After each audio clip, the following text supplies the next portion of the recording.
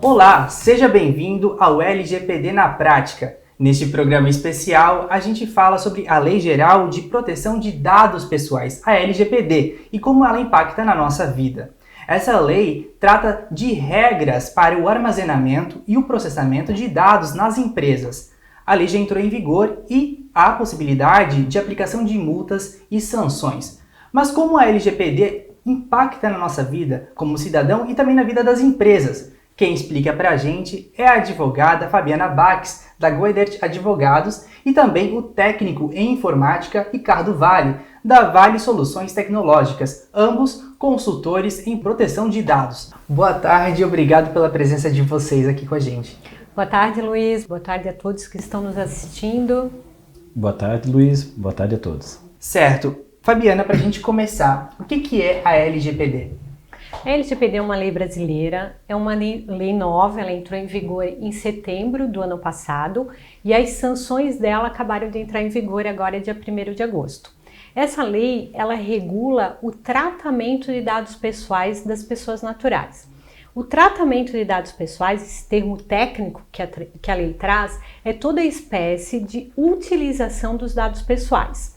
Então é a coleta, o armazenamento, o arquivamento, o processamento, o compartilhamento até a exclusão do dado.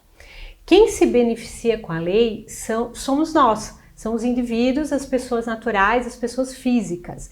E quem deverá observar a lei, cumprir a lei, são as empresas, as pessoas jurídicas, tanto de direito público como de direito privado. E ainda acho importante a gente dizer que dado pessoal para a lei é toda informação que nos identifica ou que possa vir nos identificar. Fabiana, e por que surgiu essa preocupação com os dados, com a proteção dos dados? A preocupação com a proteção de dados pessoais surgiu diante do abuso da utilização dos dados sem o conhecimento ou mesmo sem o consentimento do titular de dados, Se nós formos pensar na nossa realidade, nós não sabemos por onde os nossos dados pessoais transitam hoje. E um exemplo disso são esses e-mails ou as ligações que nós constantemente recebemos de empresas que a gente nunca teve qualquer contato, nunca fez qualquer negócio, Então, esse abuso na utilização dos dados fez com que viesse essa preocupação, mas ela é uma preocupação macro, ela não é uma preocupação só do Brasil. Ela é uma preocupação que surgiu com a Europa, mas é uma tendência internacional. O último dado que eu tive acesso foi de que já há mais de 130 países que possuem lei de proteção de dados, como a nossa LGPD aqui no Brasil. É importante a gente falar sobre isso, até porque a gente recebe, às vezes até no WhatsApp, solicitação de serviço, enfim, pessoas oferecendo cartão, oferecendo produtos. Isso seria uma violação dessa lei. Nós temos um exemplo bem atual, onde o Ministério Público Federal ele ajuizou uma ação civil pública contra o Serasa, porque o Serasa tinha na prática dele a venda de banco de dados pessoais, sem o consentimento ou sem o conhecimento do titular. E daí agora, com a LGPD, o Judiciário entendeu que essa venda de dados ela é ilícita, porque não há autorização do dono do dado, que é o titular do dado, para realizar essa venda. Olha só, importante a gente pensar sobre isso também, Então, a partir desta lei, agora as empresas elas precisam sempre do consentimento dos titulares dos dados, Fabiana? Não. A lei ela tem como um dos fundamentos dela a autoinformação, a autodeterminação informativa, desculpa.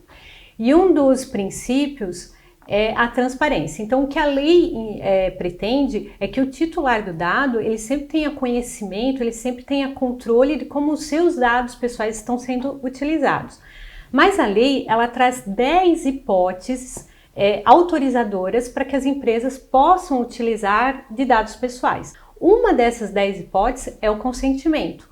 Mas existem outras 9 hipóteses que a empresa ela pode se utilizar de dados pessoais, mas ela não precisa ter o consentimento do titular para isso. Por exemplo, para você executar um contrato, ou então a própria lei, ela obriga a empresa a tratar alguns dados pessoais, então a gente tem uma hipótese que é a obrigação legal, Mas é importante a gente saber que, embora a lei ela traga essas 10 hipóteses, ela traz junto com ela algumas regras, alguns limites, alguns parâmetros para o tratamento de dados pessoais.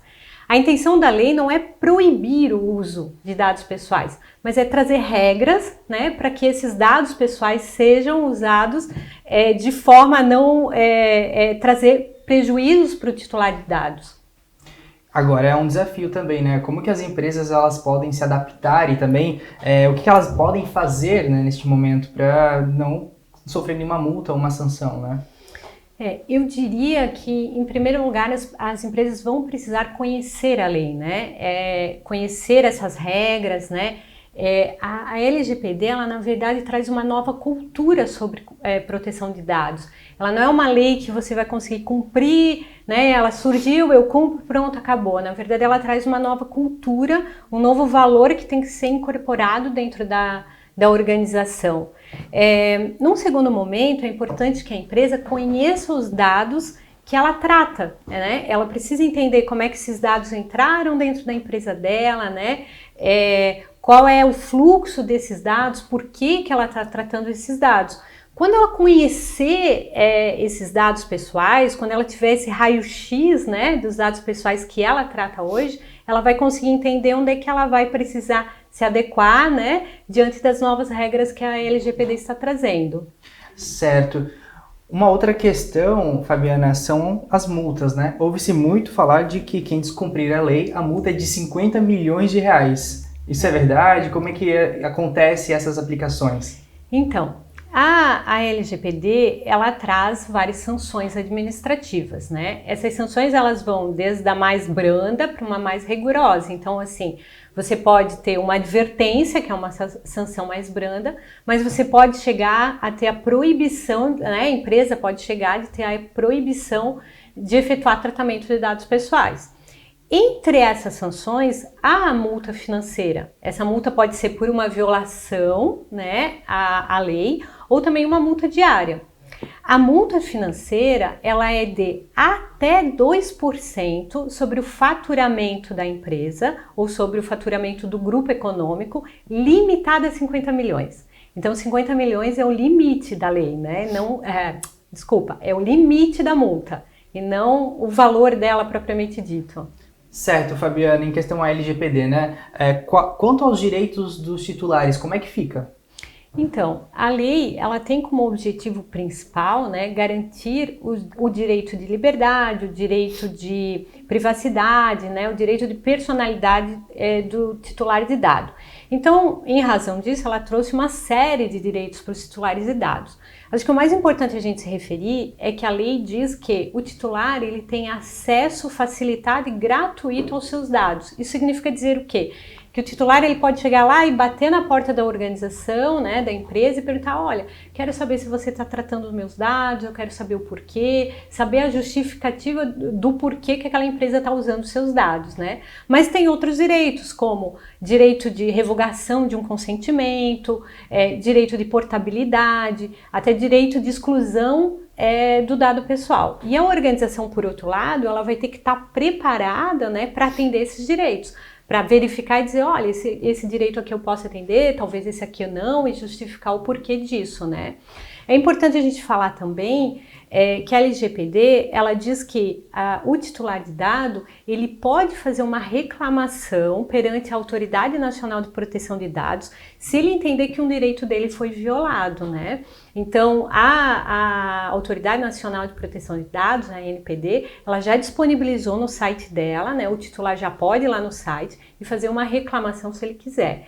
E ainda, se essa violação do direito do titular estiver abrangida por relações de consumo, que é bastante comum, o titular ele também pode procurar os PROCONs para fazer esse tipo de reclamação, né? Então, fica mais próximo do titular, na verdade, né? Agora, conversando com o Ricardo, né, qual é o impacto da LGPD na segurança da informação? Bom, a LGPD e a segurança da informação, ela andam juntas antes mesmo da própria LGPD entrar em vigor, né?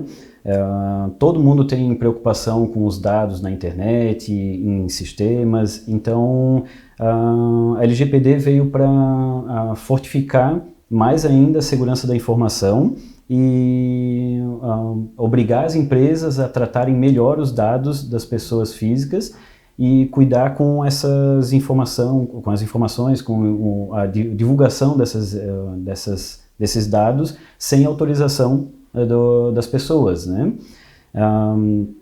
A LGPD ela tem como base um conceito de privacidade desde a concepção, que é uma ideia que já vem desde a década de 90, que ela faz com que todo o sistema, todo o site, qualquer procedimento de tecnologia seja já antecipado a proteção dos dados antes mesmo de começar a desenvolver esse produto, né? Então, vamos dar um exemplo de um site, né? Hoje em dia, todo mundo faz compras pela internet, nos e-commerce, né? Então, antigamente, era muito comum, quando a gente for procurar um produto, quando a gente se interessava por ele, a gente colocava ele no carrinho de compras. Assim que colocava no carrinho de compras, o site já exigia o teu login, os teus dados, o teu cadastro antecipado, mesmo não querendo comprar aquele produto, simplesmente querendo adicionar no carrinho para ver o valor de frete, ver qual é a forma de pagamento, se vai ser parcelado, cartão, boleto. Então, hoje em dia, se tu perceber, muitos sites já mudou essa concepção com que só vai solicitar os dados para venda assim que a pessoa querer comprar mesmo o produto. Quando ela bota no carrinho, ele vai para o carrinho de compras, ela vai ver a forma de pagamento, vai ver se tem algum desconto, prazo de entrega pelo frete, valores e tudo mais.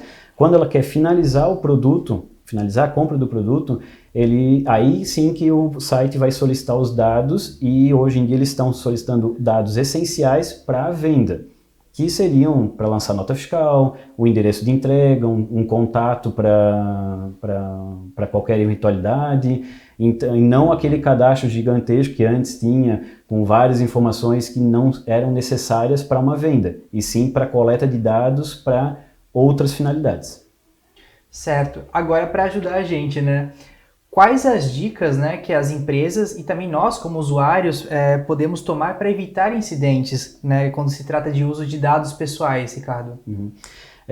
Isso daí são inúmeras dicas que a gente pode dar, mas as principais são, hoje em dia todo mundo trabalha com qualquer tipo de sistema operacional, que seriam Windows, Linux, nos computadores, iOS, Android, em celulares, né? Todos esses sistemas, eles podem ter falhas na segurança. E ocasionalmente aparece frequentemente alguma falha que é encontrada por algum hacker ou mesmo pelos próprios desenvolvedores desses sistemas, né? E atualizando esses sistemas, deixando sempre atualizado, garante que a segurança do teu equipamento fica protegido contra brechas de invasões e tudo mais, né? Esse é um dos principais que muita gente deixa de lado em atualizar o sistema. Deixa o meu celular para atualizar depois. Então, isso é uma coisa muito importante para se prevenir, né? Outras informações também seriam o cuidado com as senhas, que muita gente tem o costume de colocar senhas fáceis, data de nascimento, só um nomezinho lá, nome do animal de estimação, ou 1, 2, 3, 4, 5, 6, senhas fáceis de ser lembradas, mas também são senhas fáceis de serem quebradas, de serem praticamente no chute, já conseguir entrar no teu e-mail, nas tuas redes sociais, em sistemas da empresa, bancos e tudo mais, né? Então, tentar trabalhar com senhas mais complexas, com letras aleatórias, números, caracteres especiais que também são mais difíceis de descobrir, né? Então, e cuidar também com essa divulgação da senha. Ficar passando senha para colegas, para amigos, isso é um risco também, porque a gente não sabe como essa pessoa vai cuidar da tua senha. Tu pode até confiar nessa pessoa que ela não vai fazer nada de errado com a tua senha. Não vai entrar no teu e-mail, nada. Mas ela pode, sem querer, passar essa senha para outra pessoa, anotar em algum lugar fácil de acesso, e isso pode acabar espalhando tua senha sem tu saber, né? E a questão dos termos de uso, principalmente. Hoje em dia, qualquer aplicativo que tu vai usar no celular, qualquer software, qualquer site que tu tens algum cadastro, alguma coisa, eles sempre têm lá os termos de uso, que ninguém lê. Todo mundo vai lá, aceita o termo de uso e passa batido, né? Até porque é um grande documento, né? A gente às vezes tem que ler aquelas letras pequenas, é mais difícil da gente entender, né? Mas infelizmente é muito importante ler isso aí. Não tem como deixar passar isso, porque lá normalmente vai estar explicado o que eles vão fazer com as informações que tu está fornecendo para aquele site, para aquele sistema.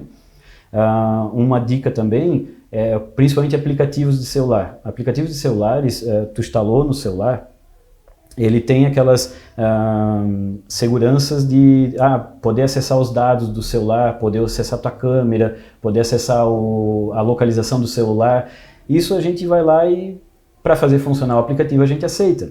Só que a gente não sabe se o aplicativo tem digamos, uma utilização correta dessas informações.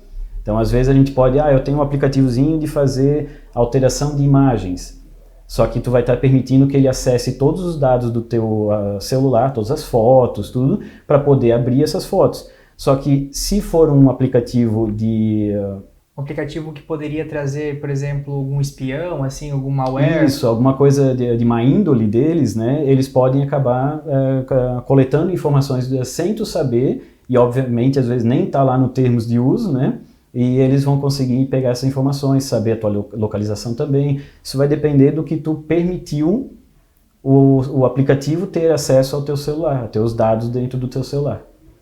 Acho legal até que você falou ali das senhas, né? Na hora eu não pontuei, mas hoje em dia, até quando a gente faz alguns cadastros, até o site já exige colocar caractere especial. Eu fico nervoso, assim, eu fico colocando uma letra maiúscula, enfim, para que depois é difícil de a gente lembrar, mas isso é necessário. É necessário para trazer mais segurança, né? E uma dica muito importante também é principalmente a senha do e-mail. A senha do e-mail é onde a gente normalmente vai receber todas as notificações desses outros cadastros que a gente faz. Eu fiz um cadastro num site de compra, tu vai receber as informações pelo teu e-mail. Se tu esquecer a senha desse site de compras, eles vão mandar um e-mail para tua conta para recuperar a senha. Se a pessoa consegue, se o cybercriminoso conseguir a senha do teu e-mail, ele consegue recuperar a senha de todos os teus outros cadastros de sites, sistemas, aplicativos.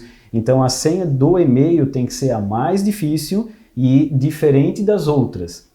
Usar todas elas iguais, se alguém descobre uma, descobriu todas as tuas outras senhas, né? Então tem que ter um cuidado sobre isso aí também. Importante. Essa questão da senha, Luiz, só fazendo uma partezinha, eu fiz um curso em que o professor falava muito sobre isso, né? Pra gente cuidar das senhas.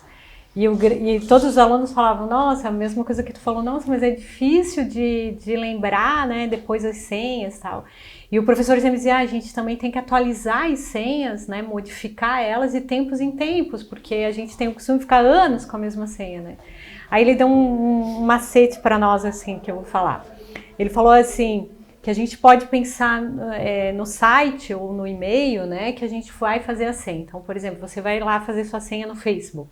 Então você pode botar um F maiúsculo e usar depois a mesma senha que você está acostumado, que você está modificando e usando para os outros sites, né? Aí você vai fazer a senha no Google, então usa lá o G maiúsculo e depois usa a mesma senha. Então, que fica mais fácil para a gente lembrar, mas tem um caractere diferente, né? Ou então colocar lá a sua senha que você está acostumado e botar um arroba e Google, arroba Facebook. Então, assim, a gente acaba tendo uma forma de assim... Criar um padrão.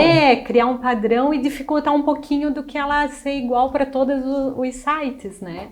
E também, assim, só aproveitando aqui, completando o que o Ricardo disse, a LGPD, ela traz um capítulo específico sobre a obrigatoriedade, né, das empresas adotarem medidas técnicas e administrativas para evitar essas perdas e essas violações dos dados, né? Então, nesse momento é que a LGPD se encontra, assim, fortemente com a segurança da informação, né? Essa metodologia que o Ricardo colocou, que é a concepção, a pensar na privacidade desde a concepção do produto, do serviço, isso também está expresso na lei, né? Uma metodologia, como ele disse, já desde 1990, mas a LGPD, a nossa lei, ela absorveu essa metodologia junto com a também com a metodologia de você já ter a privacidade por padrão, né? Não o titular ter que escolher lá se ele quer privacidade, não. Já ter por padrão lá disponível para ele a privacidade, né?